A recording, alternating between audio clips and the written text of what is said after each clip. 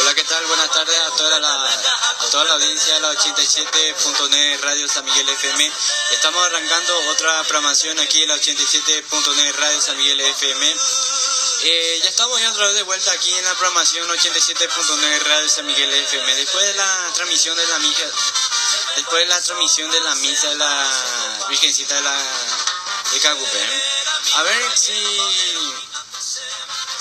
si leemos un poco lo que apoyan el novenario de la Virgencita de Cagupé. A ver, lo que auspician son la red de farmacia Cristolú.